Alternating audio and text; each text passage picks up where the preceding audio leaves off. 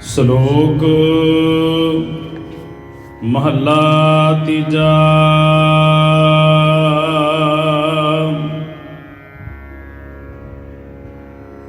ਹਸਤੀ ਸਿਰ ਜਿਉ ਅੰਕੁਸ਼ ਹੈ, ਅਹਰਣ ਜਿਉ ਸਿਰ ਦੇ। ਮਨ ਤਨ ਆਗੈ ਰਾਖ ਕੈ,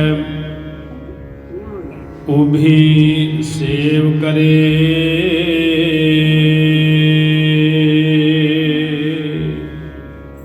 ਵਾਹਿਗੁਰੂ ਜੀ ਕਾ ਖਾਲਸਾ, ਵਾਹਿਗੁਰੂ ਜੀ ਕੀ ਫਤਿਹ। ਪਰਮ ਸਤਿਕਾਰਯੋਗ ਗੁਰੂ ਰੂਪ ਸਾਧ ਸੰਗਤ ਜੀ, ਯੁਗੋ ਯੁਗ ਅਟਲ ਚਵਰ ਤਖਤ ਛਤਰ ਦੇ ਮਾਲਕ, ਸਰਵਰੇ ਅਨਾਇਤ, ਸਰਵਰੇ ਕੁਲ ਆਲਮ, ਮੁਜਸ਼ਮਾਏ ਆਬੇ ਹਯਾਤ ਸਤਿਗੁਰੂ ਗੁਰੂ ਗ੍ਰੰਥ ਸਾਹਿਬ ਸੱਚੇ ਪਾਤਸ਼ਾਹ ਜੀ ਦੇ ਪਾਵਨ ਮੁਬਾਰਕ ਚਰਨਾਂ ਦੇ ਵਿੱਚ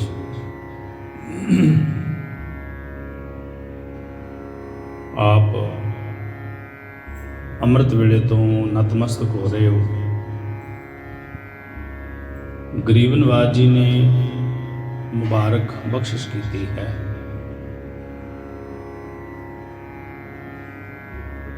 ਬੜੇ ਵੱਡੇ ਭਾਗ ਨੇ ਉਹਨਾਂ ਦੇ ਜਿਨ੍ਹਾਂ ਦੀ ਦਿਨ ਚਰਿਆ ਬਾਣੀ ਨਾਲ ਸ਼ੁਰੂ ਹੁੰਦੀ ਹੈ, ਜਿਨ੍ਹਾਂ ਦੇ ਦਿਨ ਦੀ ਆਰੰਭਤਾ ਪਾਵਨ ਬਾਣੀ ਦੇ ਪ੍ਰਵਾਹ ਦੇ ਨਾਲ ਆਰੰਭ ਹੁੰਦੀ ਹੈ ਤੇ ਪਾਵਨ ਬਾਣੀ ਦੇ ਪ੍ਰਵਾਹ ਦੇ ਵਿੱਚ ਹੀ ਸਮਾਪਤੀ ਹੁੰਦੀ ਹੈ। ਉਹ ਮਨੁੱਖ ਵਡਭਾਗੇ ਨੇ। ਕਬੀਰ ਜੀ ਕਹਿੰਦੇ, ਕਬੀਰ ਜਗ ਕਾਜਲ ਕੀ ਕੋਠਰੀ, ਅੰਧ ਪਰੈ ਤਿਸ ਮਾਹੇ। ਹਉ ਬਲਿਹਾਰੀ ਤਿਨ ਕੋ, ਪੈਸ ਜੋ ਨਿਕਸ ਜਾਹੇ। ਕਬੀਰ ਜੀ ਕਹਿੰਦੇ, ਮੈਂ ਬਲਿਹਾਰ ਜਾਣਾ ਉਹਨਾਂ ਤੋਂ ਜਿਹੜੇ ਇਸ ਵਿਸ਼ੇ ਵਿਕਾਰਾਂ ਦੀ ਕਾਲਖ ਦੇ ਨਾਲ ਸਰਸ਼ਾਰ ਸੰਸਾਰ ਦੇ ਵਿੱਚ ਰਹਿ ਰਹੇ ਨੇ। ਕਿਉਂਕਿ ਹਰ ਇੱਕ ਮਨੁੱਖ ਦੇ ਹਿਰਦੇ ਨੂੰ ਕਾਮ, ਕ੍ਰੋਧ, ਲੋਭ, ਮੋਹ, ਅਹੰਕਾਰ, ਈਰਸ਼ਾ, ਦਵੈਸ਼, ਨਫ਼ਰਤ, ਇਹਦੇ ਨਾਲ ਹਿਰਦੇ ਕਾਲੇ ਹੋ ਰਹੇ ਨੇ। ਪਰ ਮੈਂ ਬਲਿਹਾਰ ਜਾਣਾ ਜਿਹੜੇ ਐਸੇ ਚੌਗਿਰਦੇ ਦੇ ਵਿੱਚ ਰਹਿੰਦੇ ਆ, ਸਾਰੀ ਜ਼ਿੰਦਗੀ ਆਪਣੇ ਮਨ ਨੂੰ ਨਿਰੰਕਾਰ ਨਾਲ ਜੋੜ ਕੇ ਰੱਖਦੇ ਨੇ। ਇੱਕ ਦਿਨ ਐਸਾ ਹੁੰਦਾ ਹੈ ਉਹ ਸਾਰੀ ਕਾਲਖ ਤੋਂ ਮੁਕਤ ਹੋ ਜਾਂਦੇ ਨੇ। ਤੇ ਜਿਵੇਂ ਹੀ ਕਾਲਖ ਉਤਰਦੀ ਹੈ, ਮਨੁੱਖ ਦਾ ਹਿਰਦਾ ਨਿਰਮਲ ਹੋ ਜਾਂਦਾ ਹੈ ਤੇ ਨਿਰਮਲ ਪਵਿੱਤਰ ਹਿਰਦੇ ਦੇ ਵਿੱਚ ਨਿਰੰਕਾਰ ਵਾਸ ਕਰ ਲੈਂਦਾ ਹੈ। ਫਿਰ ਹਰ ਕਾ ਸੇਵਕ ਸੋ ਹਰ ਜੇਹਾ, ਭੇਦ ਨ ਜਾਣੋ ਮਾਨਸ ਦੇਹਾ। ਫਿਰ ਉਹ ਹਿਰਦਾ ਬਿਲਕੁਲ ਐਨ ਇਨ ਬਿਨ ਗੁਰੂ ਵਰਗਾ ਹੋ ਜਾਂਦਾ ਹੈ, ਗੁਰੂ ਦਾ ਸਰੂਪ ਹੋ ਜਾਂਦਾ ਹੈ। ਤੀਸਰੇ ਗੁਰੂ ਨਾਨਕ ਸਾਹਿਬ, ਗੁਰੂ ਅਮਰਦਾਸ ਸੱਚੇ ਪਾਤਸ਼ਾਹ ਮੁਬਾਰਕ ਰਸਨਾ ਦੇ ਨਾਲ ਸਮੁੱਚੀ ਲੋਕਾਈ ਨੂੰ ਜੀਵਨ ਦੀ ਜਾਚ ਸਿਖਾਉਂਦਿਆਂ ਸਭ ਬਖਸ਼ਿਸ਼ ਕਰਦੇ ਨੇ। ਹਸਤੀ ਸਿਰ ਜਿਉ ਅੰਕੁਸ ਹੈ, ਅਹਰਣ ਜਿਉ ਸਿਰ ਦੇ। ਹਸਤੀ ਕਹਿੰਦੇ ਨੇ ਹਾਥੀ ਨੂੰ। ਜੀਵ ਇੱਕ ਹੀ ਹੈ, ਪਰ ਤਿੰਨ ਉਦਾਹਰਣਾਂ ਪਾਵਨ ਬਾਣੀ ਦੇ ਅੰਦਰ ਸਾਨੂੰ ਪੜ੍ਹਨ ਨੂੰ ਤੇ ਸੁਣਨ ਨੂੰ ਤੇ ਸਮਝਣ ਨੂੰ ਮਿਲਦੀਆਂ ਨੇ। ਪਹਿਲੀ ਉਦਾਹਰਣ, ਹਾਥੀ ਬੜਾ ਆਗਿਆਕਾਰ ਹੁੰਦਾ ਹੈ। ਦੂਸਰਾ, ਹਾਥੀ ਦੇ ਅੰਦਰ ਕਾਮਨਾ ਬਹੁਤ ਹੁੰਦੀ ਹੈ। ਤੀਸਰਾ, ਹਾਥੀ ਜਿਹਦੇ ਅੰਦਰ ਬੜਾ ਕ੍ਰੋਧ ਹੁੰਦਾ ਹੈ, ਬੜਾ ਕ੍ਰੋਧ ਹੁੰਦਾ ਹੈ।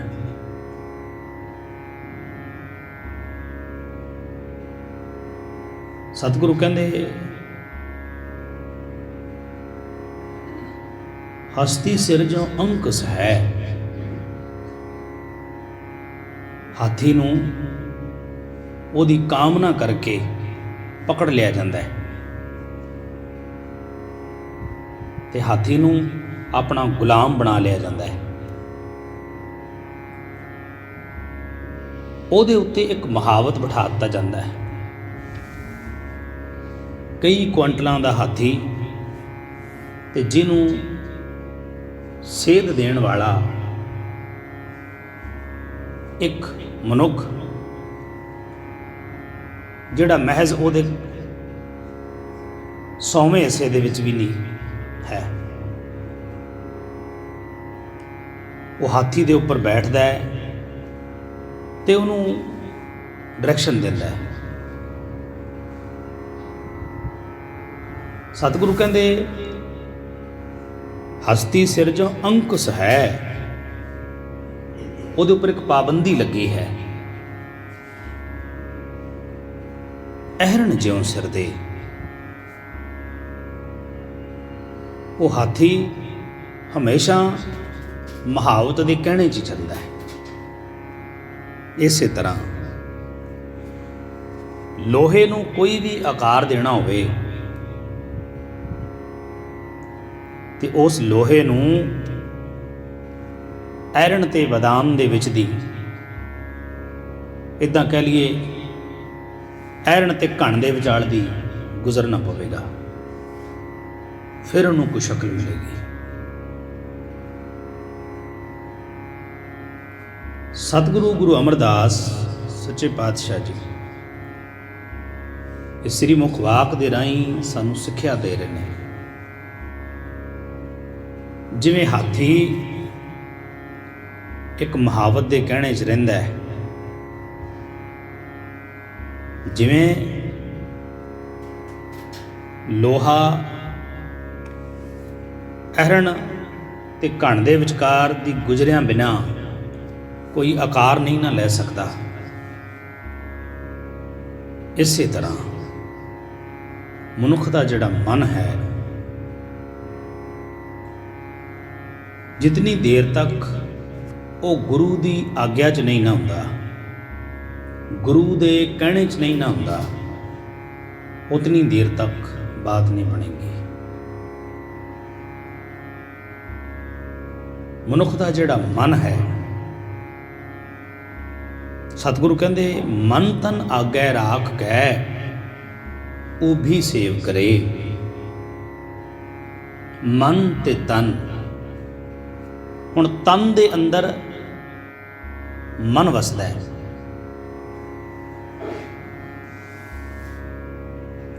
ਮਨ ਨੇ ਪ੍ਰੇਰਨਾ ਕੀਤੀ ਤਨ ਨੂੰ। ਤਨ ਅੰਮ੍ਰਿਤ ਵੇਲੇ ਉੱਠਿਆ, ਇਸ਼ਨਾਨ ਕੀਤਾ, ਗੁਰੂ ਘਰ ਆਇਆ। ਹੁਣ ਇੱਥੇ ਆ ਕੇ ਮਨ ਮਿੱਤਰ ਹੈ ਨਾ, ਪਰ ਮਨ ਨਾਲ ਦਾ ਦੁਸ਼ਮਣ ਵੀ ਕੋਈ ਨਹੀਂ ਹੈ। ਜਦੋਂ ਮਨ ਵਿਕਾਰੀ ਹੋ ਜਾਂਦਾ ਹੈ ਉਦੋਂ ਇਹਦੇ ਨਾਲੋਂ ਭੈੜਾ ਕੋਈ ਨਹੀਂ, ਤੇ ਜਦੋਂ ਮਨ ਮਿੱਤਰ ਬਣ ਜਾਂਦਾ ਹੈ ਇਹਦੇ ਨਾਲ ਦਾ ਚੰਗਾ ਕੋਈ ਨਹੀਂ।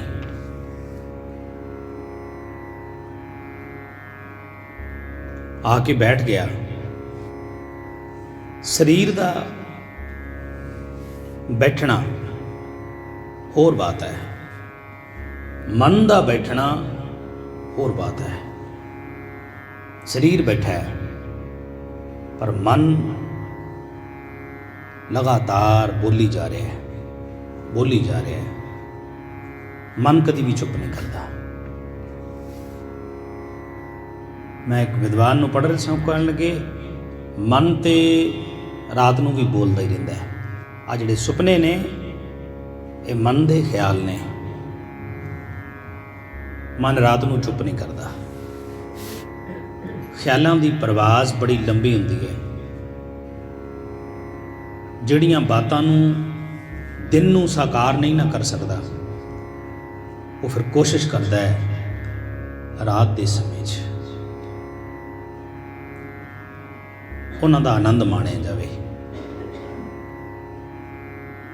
ਤਨ ਬੈਠਾ ਹੈ, ਮਨ ਬੋਲ ਰਿਹਾ ਹੈ। ਤੇ ਮੈਂ ਅਰਜ਼ ਕਰਾਂ, ਜਦੋਂ ਬੋਲਣਾ ਹੁੰਦਾ ਨਾ ਉਦੋਂ ਧਿਆਨ ਦੂਸਰੇ ਤੇ ਰੱਖਣਾ ਪੈਂਦਾ ਹੈ ਕਿ ਉਹ ਮੇਰੀ ਬਾਤ ਸੁਣ ਰਿਹਾ ਹੈ, ਕਿ ਉਹ ਅਜਾਈਂ ਤਾਂ ਨਹੀਂ ਗਵਾ ਰਿਹਾ। ਸਾਡੇ ਨਾਲ ਹੁੰਦਾ ਹੈ, ਕੋਈ ਸਾਡੀ ਬਾਤ ਨੂੰ ਧਿਆਨ ਨਾਲ ਨਾ ਸੁਣੇ ਅਸੀਂ ਚੁੱਪ ਕਰ ਜਾਂਦੇ ਹਾਂ। ਸਾਡੇ ਵੱਡੇ ਉਹ ਹਰ ਇੱਕ ਦੇ ਨਾਲ ਜਦੋਂ ਗੱਲ ਕਰਦੇ ਸਨ ਉਹਦਾ ਹੁੰਗਾਰਾ ਲੈਂਦੇ ਸੀ, ਤੇ ਜੇ ਕੋਈ ਹੁੰਗਾਰਾ ਨਾ ਦਿੰਦਾ ਉਹ ਚੁੱਪ ਕਰ ਜਾਂਦੇ ਸਨ। ਕਿਉਂ? ਕਿਉਂਕਿ ਇਹਨੂੰ ਬਾਤ ਚੰਗੀ ਨਹੀਂ ਲੱਗਦੀ, ਨਹੀਂ ਲੱਗਦੀ। ਇਸੇ ਤਰ੍ਹਾਂ ਜਦੋਂ ਬੋਲਣਾ ਹੈ ਉਦੋਂ ਮਨ ਦਾ ਜਿਹੜਾ ਮਨ ਦੀ ਜਿਹੜੀ ਤਾਕਤ ਹੈ, ਮਨ ਦਾ ਜਿਹੜਾ ਖਿਆਲ ਹੈ, ਧਿਆਨ ਹੈ ਜਿਹੜਾ ਮਨ ਦਾ, ਉਹ ਦੂਸਰੇ ਤੋਂ ਹੋਵੇਗਾ। 1 ਜਾਂ 2 ਜਾਂ 3 ਜਾਂ 5% ਕਿ ਮੈਨੂੰ ਸੁਣ ਰਹੇ ਨੇ।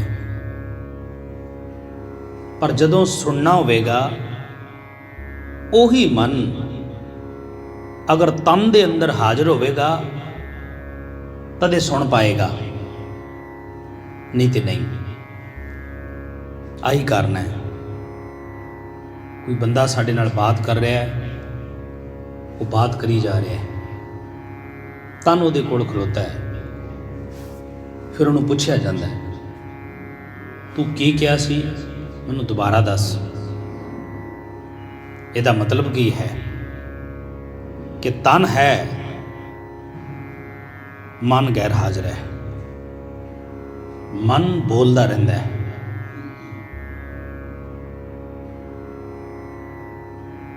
ਮਨ ਹਰ ਵਕਤ ਬੋਲਦਾ ਰਹਿੰਦਾ ਹੈ। ਸਤਿਗੁਰੂ ਕਹਿੰਦੇ ਚੁੱਪ ਹੈ, ਚੁੱਪ ਨਾ ਹੋ ਬਈ, ਜੇ ਲਾਏ ਰਹਾਂ ਲਿਵਤਾਰ। ਇੱਕ ਮਨੁੱਖ ਬਿਲਕੁਲ ਚੁੱਪ ਕਰਕੇ ਬੈਠਾ ਹੈ, ਵੇਖਣ ਨੂੰ ਲੱਗਦਾ ਵੀ ਇਹ ਬੋਲ ਨਹੀਂ ਰਿਹਾ, ਪਰ ਉਹਦੇ ਅੰਦਰ ਬੜੇ ਖਿਆਲ ਚੱਲਦੇ ਰਹਿੰਦੇ ਨੇ। ਮਨ ਹਮੇਸ਼ਾ ਬੋਲਦਾ ਰਹਿੰਦਾ ਹੈ, ਬੋਲਦਾ ਰਹਿੰਦਾ ਹੈ।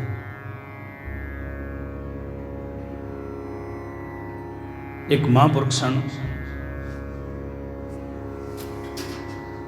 ਉਹਨਾਂ ਦੇ ਕੋਲ ਉਹਨਾਂ ਦਾ ਇੱਕ ਮਿੱਤਰ ਵੀ ਸੀ, ਸ਼ਾਗਿਰਦ ਵੀ ਸੀ।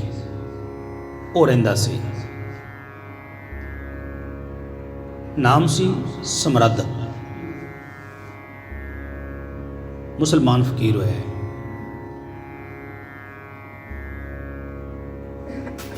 ਤੇ ਜਦੋਂ ਉਹ ਵਿਖਿਆਨ ਕਰਦਾ, ਕੁਰਾਨੇ ਪਾਕ ਦੀ ਤਲਾਵਤ ਕਰਦਾ ਹਰ ਰੋਜ਼ ਤੇ ਤਰਜਮਾ ਕਰਦਾ, ਬੜੀ ਵੱਡੀ ਤਾਦਾਦ ਦੇ ਵਿੱਚ ਸੰਗਤ ਉਹਨੂੰ ਸੁਣਨ ਵਾਸਤੇ ਆਉਂਦੀ।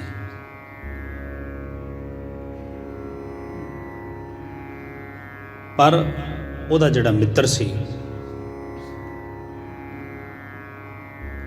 ਉਹਨੇ ਇੱਕ ਸਵਾਲ ਕਰਨਾ ਕਈ ਵਾਰੀ ਕੀਤਾ, ਪਰ ਜਦੋਂ ਉਹ ਸਵਾਲ ਕਰਦਾ ਸਮਰੱਧ ਚੁੱਪ ਕਰ ਜਾਂਦਾ। ਪੁੱਛਦਾ, ਮੇਰਾ ਇੱਕ ਸਵਾਲ ਹੈ, ਪਰਮਾਤਮਾ ਕਿੱਥੇ ਹੈ? ਤੁਸੀਂ ਅੱਲਾਹ ਦੀ ਬਾਤ ਕਰਦੇ ਹੋ, ਅੱਲਾਹ ਕਿੱਥੇ ਹੈ? ਉਹ ਚੁੱਪ ਕਰ ਜਾਂਦਾ। ਕਈ ਵਾਰੀ ਪੁੱਛਿਆ। ਇੱਕ ਦਿਨ ਅਚਾਨਕ ਦੋਨੋਂ ਇਕੱਠੇ ਬੈਠੇ ਨੇ ਤੇ ਉਹਨੇ ਸਮਰੱਧ ਫਕੀਰ ਨੂੰ ਪੁੱਛਿਆ। ਕਹਿਣ ਲੱਗਾ, ਮੈਂ ਤੁਹਾਨੂੰ ਇੱਕ ਬਾਤ ਪੁੱਛਣਾ ਚਾਹੁੰਦਾ। ਉਹ ਕਹਿਣ ਲੱਗੇ, ਦੱਸ। ਕਹਿੰਦੇ, ਤੁਸੀਂ ਹਰ ਇੱਕ ਦੇ ਸਵਾਲਾਂ ਦੇ ਜਵਾਬ ਦਿੰਦੇ ਹੋ, ਪਰ ਮੈਂ ਕਈ ਚਿਰ ਤੋਂ ਇੱਕ ਸਵਾਲ ਪੁੱਛ ਰਿਹਾ, ਤੁਸੀਂ ਚੁੱਪ ਕਰ ਜਾਂਦੇ ਹੋ, ਕਿਉਂ?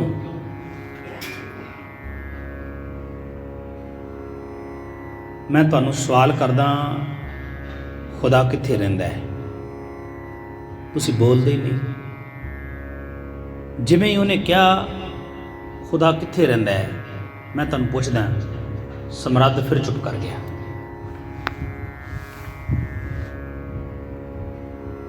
ਉਸ ਸਮਰੱਧ ਫਕੀਰ ਦੇ ਚੇਲੇ ਨੇ ਕਿਹਾ, ਕਹਿਣ ਲੱਗੇ, ਜਾਂ ਤੇ ਤੁਹਾਨੂੰ ਪਤਾ ਨਹੀਂ ਹੈ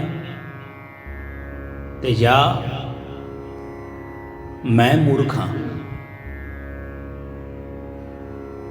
ਮੈਂ ਮੂਰਖ ਹਾਂ, ਮੈਂ ਤੁਹਾਡੀ ਬਾਤ ਨੂੰ ਸਮਝ ਨਹੀਂ ਰਿਹਾ। ਸਮਰੱਧ ਮੁਸਕਰਾ ਪਿਆ, ਹੱਸਿਆ। ਉਹ ਕਹਿਣ ਲੱਗੇ, ਤੁਸੀਂ ਹੱਸੇ ਕਿਉਂ? ਉਹ ਕਹਿਣ ਲੱਗੇ, ਜਦੋਂ ਜਦੋਂ ਵੀ ਤੂੰ ਮੈਨੂੰ ਸਵਾਲ ਕੀਤਾ ਹੈ, ਮੈਂ ਉਦੋਂ ਤੇਰਾ ਜਵਾਬ ਦਿੱਤਾ ਹੈ। ਹੁਣ ਤੂੰ ਨਹੀਂ ਸਮਝਿਆ ਤੇ ਮੈਂ ਕੀ ਕਰਾਂ? ਤੇਰੇ ਕੋਲੋਂ ਭਾਂਡਾ ਹੀ ਨਹੀਂ ਹੈ। ਉਹ ਕਹਿਣ ਲੱਗਾ, ਜੀ ਮੇਰੀ ਬੇਨਤੀ ਹੈ, ਮੈਂ ਤੁੱਛ ਬੁੱਧੀ ਹਾਂ, ਤੁਸੀਂ ਕਿਰਪਾ ਕਰੋ, ਮੈਨੂੰ ਲਤਾਫਤ ਬਖਸ਼ੋ, ਥੋੜੀ ਸਮਝ ਦਿਓ, ਤੁਹਾਡੀ ਬਾਤ ਸਮਝਣ ਦੀ ਮੈਨੂੰ ਤੌਫੀਕ ਦਿਓ।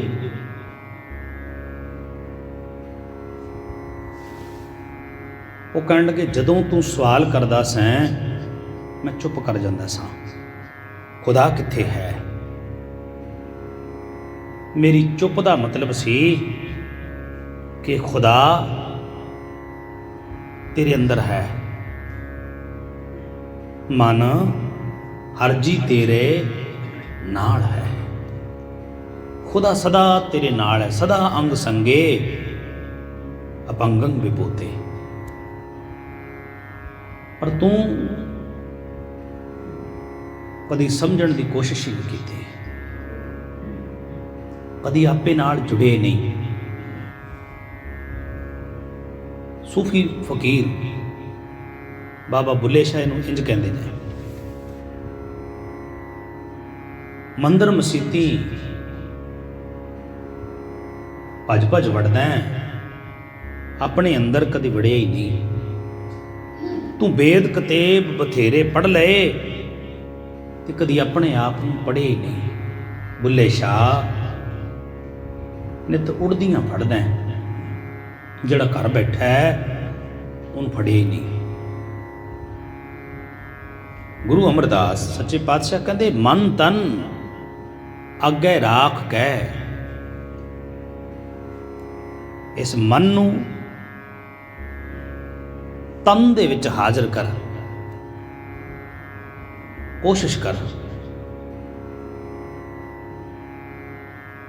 ਕਈ ਵਾਰੀ ਅਸੀਂ ਦੇਖਦੇ ਹਾਂ, ਬਾਤਾਂ ਚੱਲਦੀਆਂ, ਮੈਂ ਇੱਕ ਪਾਠ ਕਰਦਾ, ਮੈਂ 2 ਪਾਠ ਕਰਦਾ, ਮੈਂ 5 ਪਾਠ ਕਰਦਾ, ਅਸੀਂ ਅਰਦਾਸਾਂ ਵੀ ਕਰਵਾਉਂਦੇ ਹਾਂ, ਪਰ ਬਾਣੀ ਦਾ ਇੱਕ ਅੱਖਰ ਹਰ ਮਨ ਬਸਤ, ਚਿਹਰੇ ਤੇ ਨੂਰ ਆ ਜਾਏ। ਪਰ ਅਸੀਂ ਰੋਜ਼ ਪਾਠ ਕਰਦੇ ਹਾਂ ਤੇ ਬੜਾ ਕਰਦੇ ਹਾਂ, ਉਹਦੇ ਜਿਹੜੇ ਅਸਰਾਤ ਨੇ ਕਿਸੇ ਨੂੰ ਵੀ ਨਜ਼ਰ ਨਹੀਂ ਆਉਂਦੇ। ਬਾਣੀ ਸਾਡੇ ਚਿਹਰੇ ਤੋਂ ਨਹੀਂ ਝਲਕਦੀ, ਸਾਡੇ ਜੀਵਨ ਦੇ ਵਿੱਚੋਂ ਗੁਰਮੁਖਤਾਈ ਨਹੀਂ ਝਲਕਦੀ। ਮਤਲਬ ਕੀ ਹੈ? ਮਨ ਗੈਰ ਹਾਜ਼ਰ ਹੈ।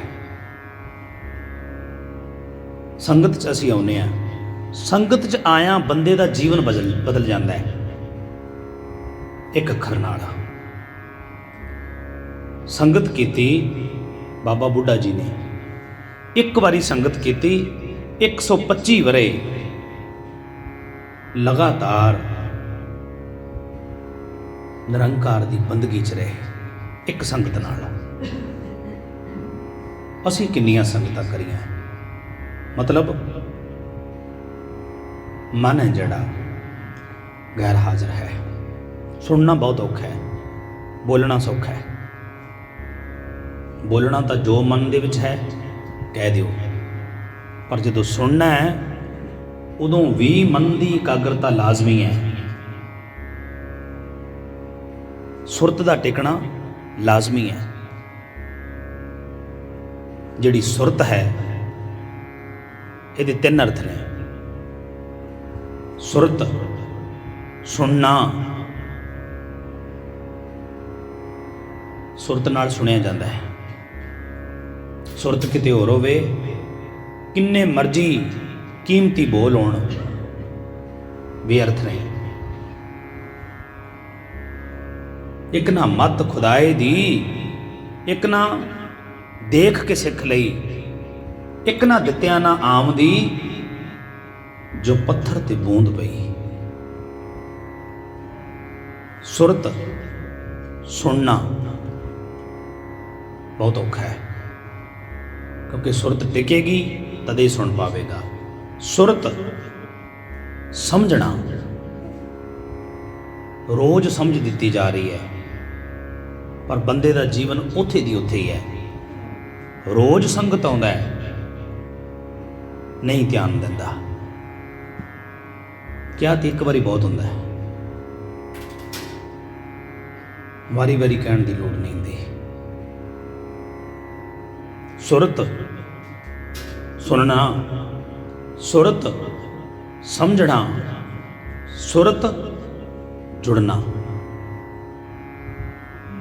ਜੇਕਰ ਸੁਰਤ ਕਰਕੇ ਅਸੀਂ ਸੁਣਾਂਗੇ ਫਿਰ ਉਹਦੀ ਸਮਝ ਆਵੇਗੀ, ਤੇ ਜਿਸ ਬਾਤ ਦੀ ਸਮਝ ਆਉਂਦੀ ਹੈ ਸੁਰਤ ਉਹਦੇ ਨਾਲ ਜੁੜ ਜਾਂਦੀ ਹੈ। ਸਾਫ਼ ਸ਼ਬਦਾਂ 'ਚ ਕਵਾਂ, ਮਨ ਨੇ ਨਹੀਂ ਸੁਣਿਆ। ਗੁਰੂ ਅਮਰਦਾਸ ਸਤਿਗੁਰੂ ਕਹਿੰਦੇ, ਮਨ ਤਨ ਆਗੇ ਰਾਖ ਕਹਿ ਉਹ ਵੀ ਸੇਵ ਕਰੇ। ਖਲੋ ਕੇ, ਊਬ ਦਾ ਅਰਥ ਹੁੰਦਾ ਖਲੋਣਾ, ਖਲੋਣ ਦਾ ਅਰਥ ਹੁੰਦਾ ਹਾਜ਼ਰ ਹੋਣਾ, ਸਾਵਧਾਨ ਹੋਣਾ। ਪ੍ਰਭ ਕੀ ਉਸਤਤ ਕਰੋ ਸੰਤ ਮੀਤ, ਸਾਵਧਾਨ ਇਕਾਗਰ ਚੀਤ। ਇੱਕ ਰਸ ਅਕਾਲ ਪੁਰਖ ਵਾਹਿਗੁਰੂ ਦੀ ਬੰਦਗੀ ਨੂੰ ਸੁਣਨਾ, ਸਮਝਣਾ ਤੇ ਫਿਰ ਜੁੜਨਾ। ਇਹ 3 ਪਹਿਲੂ ਨੇ। ਬਾਤ ਸੌਖੀ ਹੈ ਪਰ ਪ੍ਰੈਕਟੀਕਲੀ ਰੂਪ ਦੇ ਵਿੱਚ ਬੜੀ ਔਖੀ ਹੈ। ਸਤਿਗੁਰੂ ਕਹਿੰਦੇ, ਮਨ ਤਨ ਆਗੇ ਰਾਖ ਕਹਿ ਉਹ ਵੀ ਸੇਵ ਕਰੇ, ਇਉਂ ਗੁਰਮੁਖ ਆਪ ਨਿਵਾਰੀਐ। ਇਸ ਤਰ੍ਹਾਂ ਗੁਰਮੁਖ ਆਪਾ ਭਾਵ ਤਿਆਗ ਕੇ ਆਪਣੇ ਅੰਦਰੋਂ ਵਿਕਾਰਾਂ ਦਾ ਤਿਆਗ ਕਰ ਦਿੰਦਾ ਹੈ। ਵਿਕਾਰ ਦੂਰ ਹਟਣ ਲੱਗ ਜਾਂਦੇ ਨੇ, ਮਨ ਗੁਰੂ ਦੇ ਨਾਲ ਜੁੜਨ ਲੱਗ ਜਾਂਦਾ ਹੈ। ਸਭ ਰਾਜ ਸ੍ਰਿਸ਼ਟ ਕਾਲੇ, ਮਨ ਜੀਤਾ ਜਗ ਜੀਤ। ਤੇ ਜਦੋਂ ਮਨ ਕਾਬੂ ਦੇ ਵਿੱਚ ਆ ਜਾਂਦਾ ਹੈ ਫਿਰ ਉਹ ਸਾਰੇ ਸੰਸਾਰ ਨੂੰ ਜਿੱਤ ਲੈਂਦਾ ਹੈ। ਮਨ ਬਸ ਆਵੈ ਨਾਨਕਾ ਜੇ ਪੂਰਨ ਕਿਰਪਾ ਹੋਏ। ਗੁਰੂ ਦੀ ਕਿਰਪਾ ਇਸ ਤਰ੍ਹਾਂ ਹੁੰਦੀ ਹੈ, ਗੁਰੂ ਸੁਣਨਾ ਬਖਸ਼ਦਾ ਹੈ, ਗੁਰੂ ਸਮਝ ਬਖਸ਼ਦਾ ਹੈ, ਗੁਰੂ ਦੇ ਨਾਲ ਫਿਰ ਜੁੜਿਆ ਜਾਂਦਾ ਹੈ। ਨਾਨਕ ਗੁਰਮੁਖ ਬੁੱਝਿਐ ਜਾਂ ਆਪੇ ਨਦਰ ਕਰੇ। ਉਹ ਗੁਰਮੁਖ ਇਸ ਗੁੱਝੀ ਰਮਜ ਨੂੰ ਬੁੱਝ ਲੈਂਦੇ ਨੇ ਜਿਨ੍ਹਾਂ ਦੇ ਉੱਤੇ ਗੁਰੂ ਨਦਰ ਕਰਦਾ ਹੈ। ਤੇ ਨਦਰ ਉਹਨਾਂ ਤੇ ਹੁੰਦੀ ਹੈ ਜਿਹੜੇ ਸੁਣਦੇ ਨੇ, ਨਦਰ ਉਹਨਾਂ ਤੇ ਹੁੰਦੀ ਹੈ ਜਿਹੜੇ ਸਮਝਦੇ ਨੇ, ਨਦਰ ਉਹਨਾਂ ਤੇ ਹੁੰਦੀ ਹੈ ਜਿਹੜੇ ਗੁਰੂ ਨਾਲ ਜੁੜ ਜਾਂਦੇ ਨੇ। ਸੋ ਗੁਰੂ ਰਹਿਮਤ ਕਰੇ, ਗੁਰਬਾਣੀ ਅਨੁਸਾਰ ਜੀਵਨ ਦੀ ਸੋਝੀ ਬਖਸ਼ੇ, ਜੀਵਨ ਦਾ ਗਿਆਨ ਬਖਸ਼ੇ, ਪਾਵਨ ਬਾਣੀ ਦੇ ਅਗਾਧ ਬੋਧ ਸਮੁੰਦਰ ਨੂੰ, ਇਸ ਗਿਆਨ ਰੂਪੀ ਸਮੁੰਦਰ ਨੂੰ ਸਮਝਣ ਦੀ ਸਤਿਗੁਰੂ ਤੌਫੀਕ ਬਖਸ਼ੇ। ਸੋ ਇਤਨੀ ਬੇਨਤੀ ਪ੍ਰਵਾਨ, ਭੁੱਲਾਂ ਚੁੱਕਾਂ ਹੁਣ ਤਾਈਆਂ ਵਾਸਤੇ ਖਿਮਾ ਦੇ ਜਾਚ ਖਾਂ ਜੀ। ਵਾਹਿਗੁਰੂ ਜੀ ਕਾ ਖਾਲਸਾ, ਵਾਹਿਗੁਰੂ ਜੀ ਕੀ